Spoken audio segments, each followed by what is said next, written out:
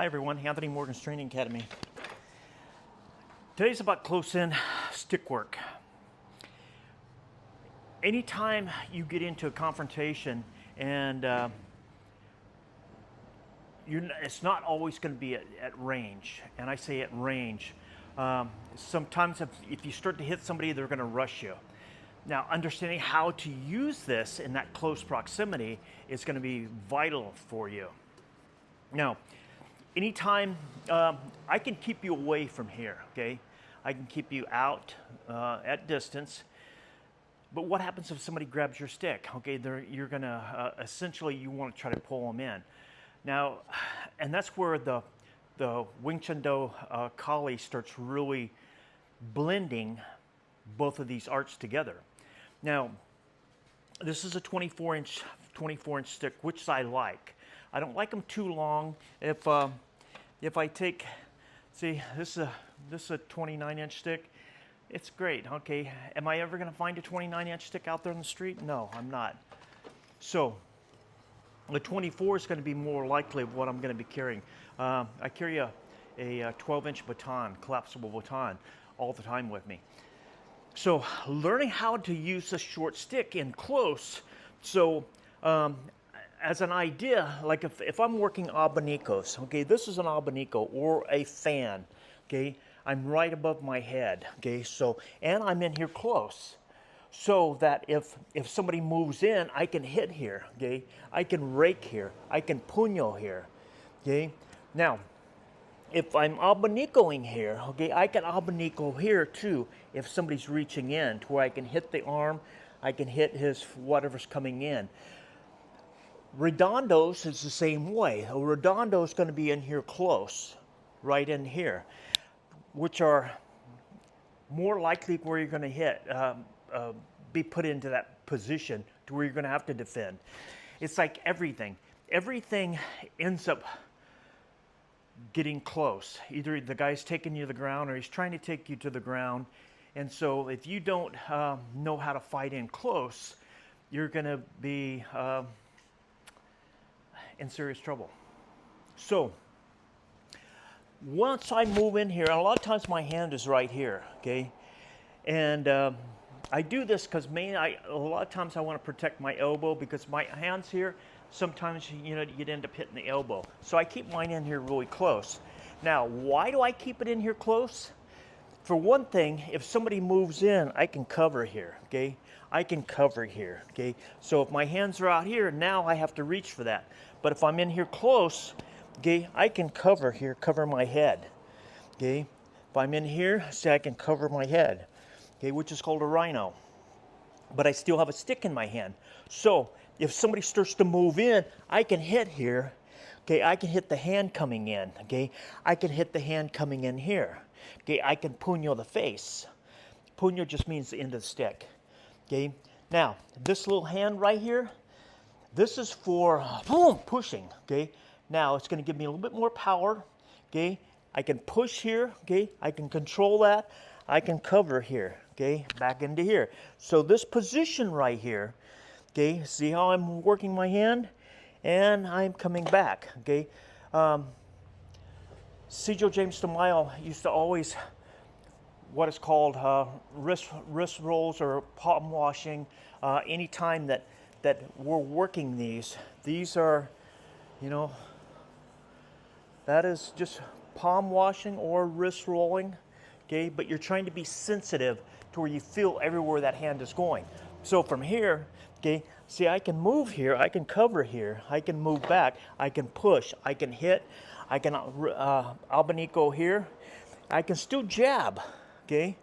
I can still elbow, but I do have the stick here. And my stick stays fairly close and tight here. So I'm not going to give too much puño sticking out here. I'm going to keep it fairly close in here so that I can, if I have to move here. If this sticks out any right here and I'm in this position, now see what happens? This gets in the way. So I want to keep, if I'm in close fighting, I want to keep this right up here flush with my hand so that if I do have to rhino, I can rhino here without getting interference from that stick sticking out. So learn how to fight in close. I like the inner pocket, which is really, really close. I like working pocket 2, which is a little bit closer, but because I'm a trapper, I like that area to where I can get in and, as Cjo says, rip, tear, and mangle. But you have to do it, okay? And I say you have to do it. You have to get past the point of being afraid to go in and have somebody take you to the ground. Have them take you to the ground and see what your options are. Can you fight from the ground? Can you fight from kicking range? Can you fight from boxing range? And it's not always about competition. It's when I step outside that door and somebody attacks me, am I going to be good in all areas? Okay, and if you're not good in all areas, then get uncomfortable and get in those areas. And that's the hard thing. You know, you say, well, you don't really like grappling because I don't like, being on the floor. Well, get used to it and make yourself do it. Okay, so again, in close, hit,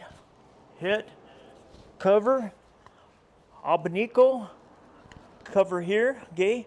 Now I can come over top of the head and I can abanico here, okay?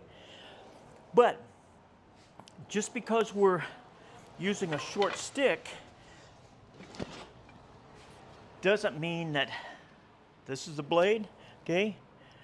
That I can't hit, we'll go here, okay? All this position is I'm still gonna be able to do it with a blade. Or a piece of rebar, or a rolled up phone book, whatever it is that you're carrying. But get used to fighting in close, okay? And so that's kind of the whole thing with today's video is learn how to fight in an area that you guys aren't comfortable fighting in.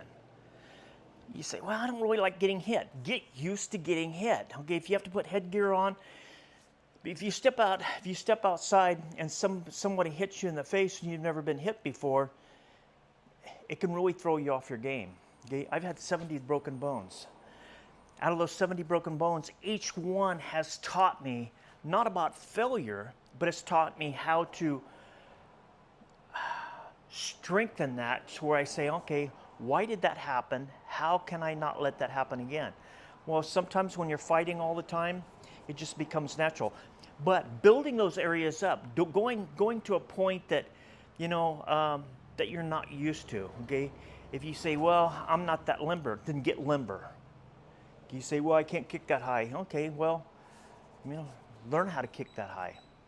But get in a place that you guys aren't comfortable. And I have guys coming in here all the time that tell me, they say, I'm not good at grappling range.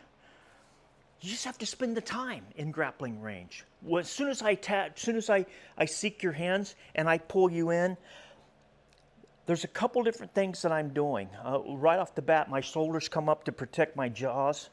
And usually I'm going to put a headbutt in. If I don't put a headbutt in, I'm going to manipulate you with my head. I'm going to force you. Now, the whole time that I'm contacting, this is either hitting you, this is hitting you, this,